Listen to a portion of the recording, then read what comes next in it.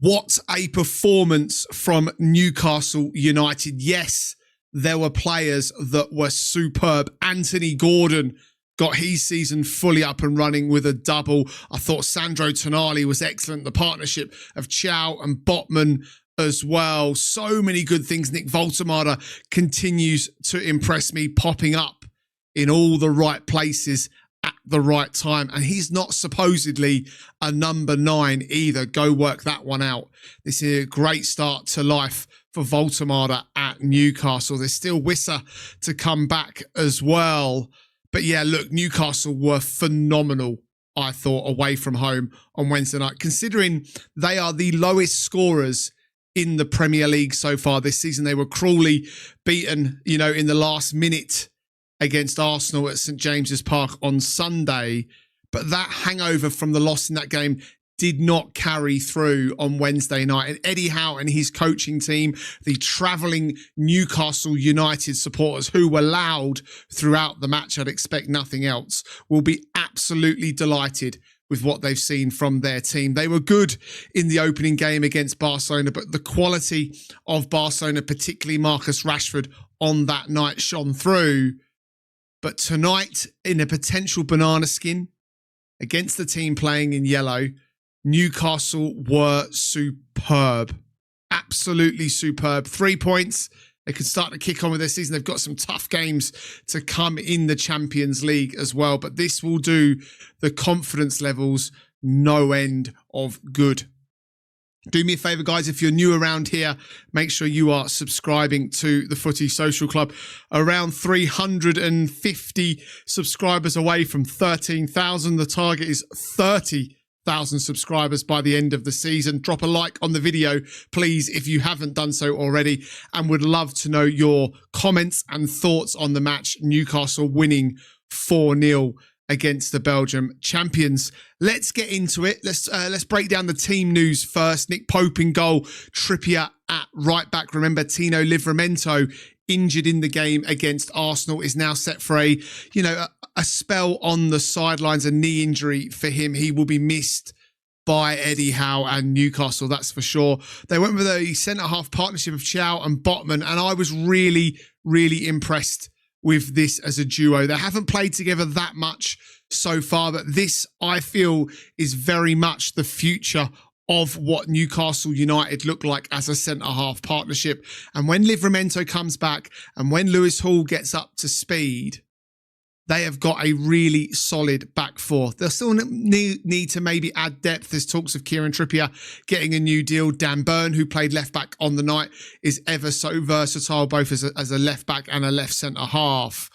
But I like the way this Newcastle defence is going. As always, the trusted 3 in midfield: Tonali, Bruno, the captain, and Joel Linton. Bruno did come off. Tonali took over the armband.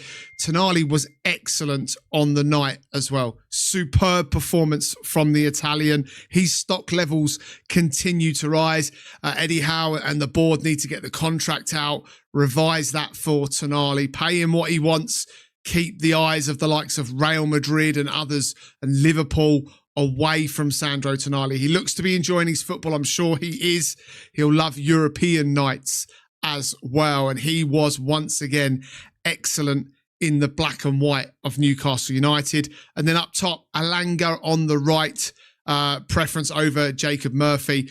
Gordon on the left, he's lit his season up, 2 goals for him on Wednesday night, and Woltemade down the middle. I talked about the fact that I wanted to see Eddie Howe brave. I know that Newcastle are carrying the fact that Wissa is injured and they've only got Asula as backup. There was talks on the Wednesday night podcast, the Wednesday morning podcast, that Newcastle will be looking for another number 9. Could it be a Jakob Strand-Larsen maybe in the future?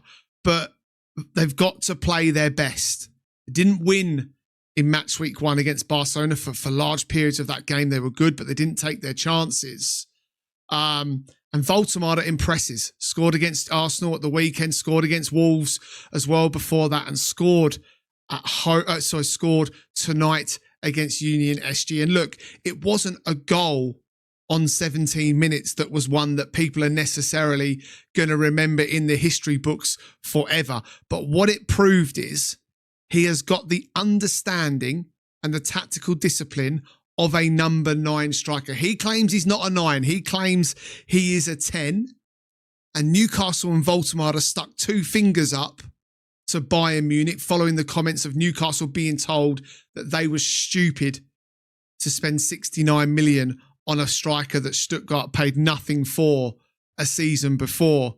To me, that sounds like sour grapes from the Germans. You know, they obviously clearly couldn't flex their muscles with the other deals they wanted to do, and Newcastle stepped in and signed him, and he's proving that he is a goal scorer. He's raw as well, and he will benefit from having Johan Visser in that team as well. It will give Eddie Howe the option to rest one of them as well, going into other Champions League games. Newcastle have some big Champions League games, PSG and Marseille, to play this season as well. But Newcastle were impressive. Woltemade was impressive. And it came the opening goal down the right. Alanga, who was excellent again on the night. So many individually good performances for Newcastle away from home. Newcastle United fans were singing that they didn't want to go home. And you can see why.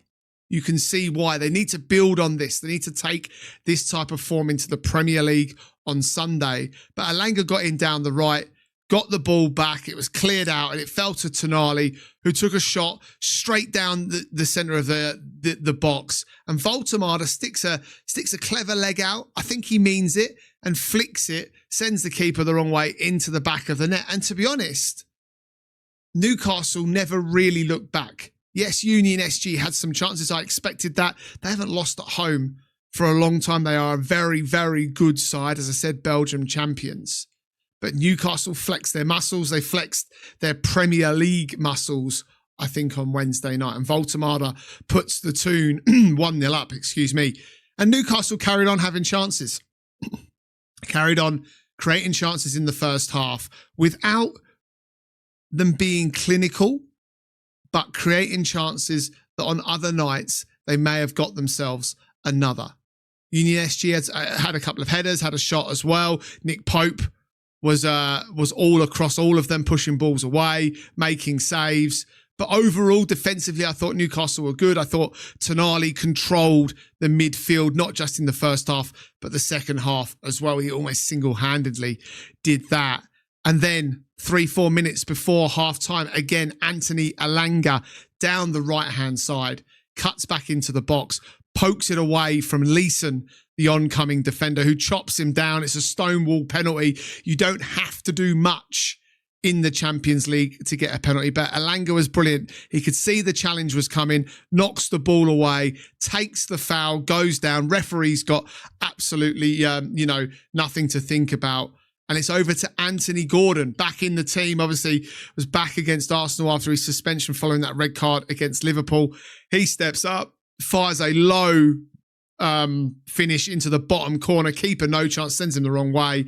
And Newcastle take a 2-0 lead into half-time. And I talked about the fact that they had 6 shots on target, scoring 4 goals with 13 shots in total. They also controlled the possession as well, outpassed Union SG away from home as well. There's so much positivity here in what Eddie Howe can take from the game. Union SG started the second half better. Newcastle didn't come out the traps that fast.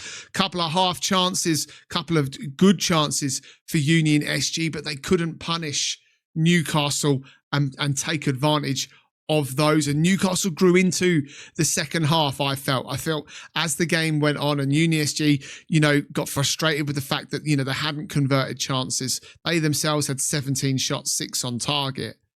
And it's a ball in from the left-hand side, and Leeson again at fault, this time handling it. It goes to VAR. And again, in the Champions League, you're going to get penalties like that given against you. A disastrous night for the Belgian club when it came to penalties, and Leeson in particular. And up steps Anthony Gordon, and at that point scores his 10th in 13 penalties. Right-hand side again, sends the keeper the wrong way. A really, really good penalty. And Wednesday night was the first time that Gordon, Alanga and Woltemade all started together in a game. And they quickly adapted. They quickly worked out how each other plays. They were very, very good going forward. So many positives in this game for Newcastle United. And Gordon was involved again when Harvey Barnes finished the 4th goal, picking it up inside his own half, getting the ball into Osula, who carried it beautifully down the centre of the pitch for Newcastle United. The Union SG defenders backed off. And when they stepped forward to come to him, he plays a delightful little through ball, edge of the box. Barnes runs onto it and does what Barnes does, finishes the ball. It's Newcastle 4, Union SG 0. The travelling Newcastle fans were ecstatic. Eddie Howe, the coaching team, delighted. Total football, total dominance from Newcastle United. Remember, Union SG won their opening game of the Champions League as well. It feels like the Barcelona performance has been put to bed. It feels like the fact that they lost so late to Arsenal has been put to bed. It's Nottingham Forest next at St James's Park. And one thing you're guaranteed in that fixture is that Ange Postecoglou is going to give Newcastle opportunities. Can they take it? We'll find out. But overall, a fantastic performance from Newcastle United in the Champions League. Let me know your thoughts and comments down below. Make sure you drop a like on this video if you haven't done so already, please. And as always, make sure you're subscribing to the Footy Social Club. I will see you on the next one.